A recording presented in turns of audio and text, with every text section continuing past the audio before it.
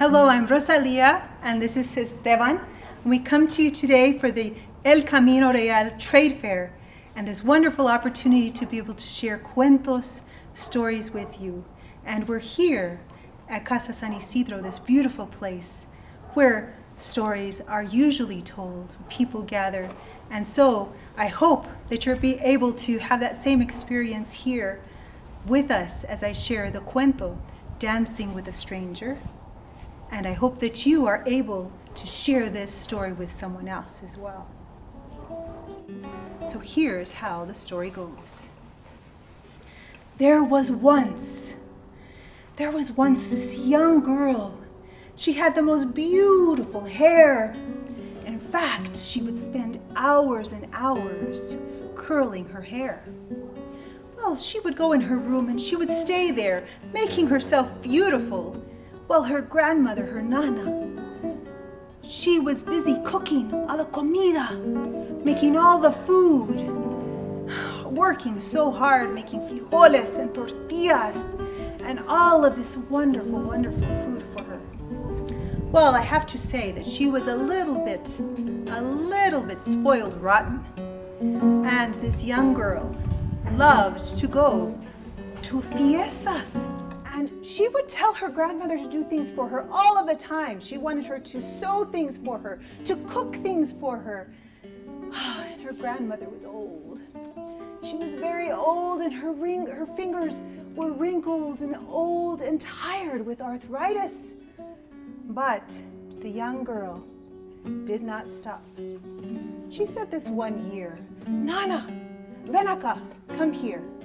Well, the nana came out with her cane, and she went to the young girl, and she knew that something was up. Well, the young girl just looked around. She said, "Nana, I want you to make me a dress, the most beautiful dress with ruffles all around." Well, the nana was tired, very tired. She has just cooked so much comida, made tortillas, frijoles, chile, all kinds of food. But the young girl wanted her to sew a dress for the dance that year.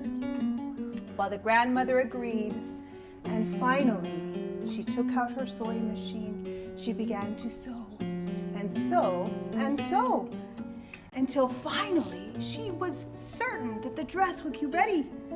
It was a beautiful dress, after all. She had worked so hard on it. Well, she went and she took it to the young girl. She said, "Mijita, ven acá." But the granddaughter just looked at it and shook her head. She said, "No, add more ruffles. Add another layer here and another layer here." "Oh, Dios mío," the grandmother said, but she didn't complain. She went back to the sewing machine and she sewed all of the ruffles the young girl had asked her to sew. Until finally the dress was done. She handed it to the young girl. The young girl put it on, and she accepted the dress at this time. She curled her hair, and then she was ready for the dance. Well, the grandmother said, "Wait, mijita, before you leave, I would like to share a dicho with you. Do you know what dichos are? Yes, they're wise sayings or proverbs that teach us a valuable lesson. And long ago, in places like these, homes made out of adobe, people would gather around, and people, before they would leave and walk out the door, a grandmother or a parent would say, "Let me share this dicho with you, this saying with you, to teach you a lesson." While the grandmother said, "Mijita, you look beautiful in that dress, but it's not the dress or your hair that makes you beautiful. It's who you are inside that makes you beautiful, not the dress," she said. "Because there are dangers out there, and you have to remember what is important." Well, the young girl, she didn't want to hear it. She didn't want to hear cuentos or dichos or any of these things. She just wanted to go to the dance and stand out in front of everyone in the crowd. Well, she walked and walked out, and it was breezy just like this. A beautiful day, and she knew that this was going to be a very special year. She walked into the dance hall, and the músicos were playing beautiful music. People were going around dancing and laughing. But she thought, nobody looks like they prepared as much as I did. No one has such a beautiful dress, or no one has hair as combed as well as mine is. And so she decided to stand there on the side, just looking at everyone. She thought, I am only going to dance with the most handsome stranger, and he is not here. So, as the other people were dancing, this young man who was brave came up to her. And he said, Señorita, would you please dance with me? She looked at him. She looked at his not-so-shined shoes and said, no. Go off and be on your way. While other people in the dance hall wanted to dance with him. But he was heartbroken. He couldn't even gather himself to go dance with him. Well, the young girl just stood there, looking around at everyone else having fun. Until finally, this other young man, who was also brave, he was the best singer in all of the whole community.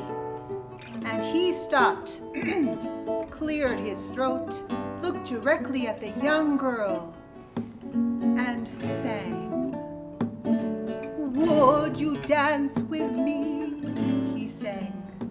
And it sounded as if the músicos were playing along with him. But the young girl looked at him with his not-so-combed hair and said, no. Go off, be on your way. And of course, other people wanted to dance with him, but he was heartbroken, and he went off just the same as the other young man. Well, finally, as the músicos were playing, this man stepped out from the corner.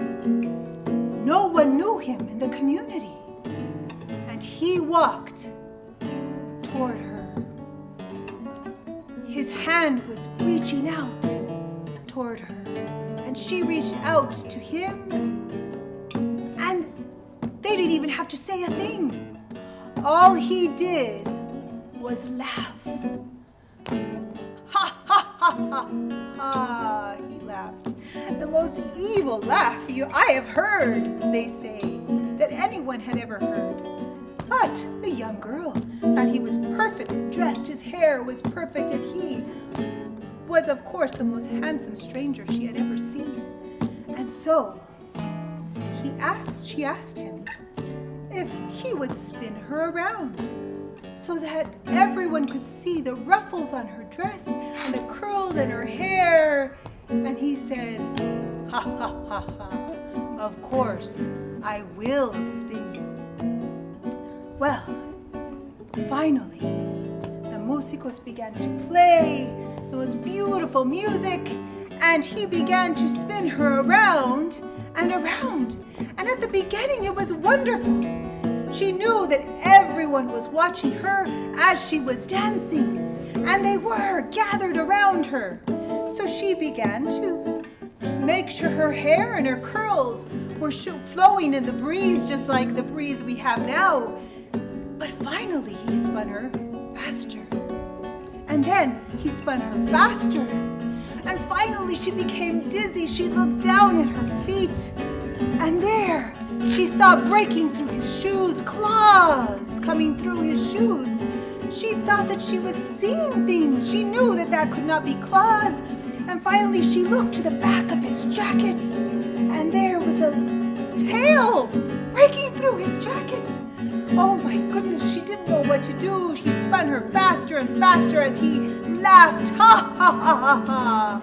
Ah ha ha ha. People began to scream, and suddenly a cloud of smoke came from his shoes and filled the whole dance hall, and people screamed and could not dance anymore.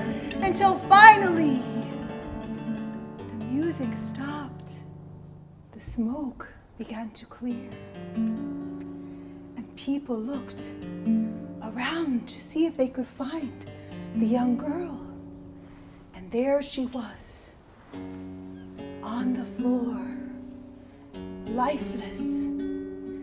People tried to shake her, move her, but she was limp. They called the medicos, the doctors, and no one could wake her up. And so they say, from that day forward, they would tell her story. As everyone left, they were remembering the story of the young girl.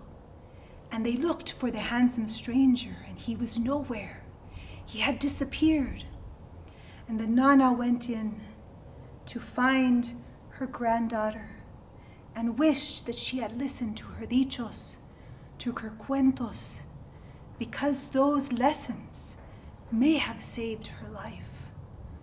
And so the grandmother went on, and they say years passed, and her story was shared in the hopes that people would listen to the moral of that story, dancing with a stranger.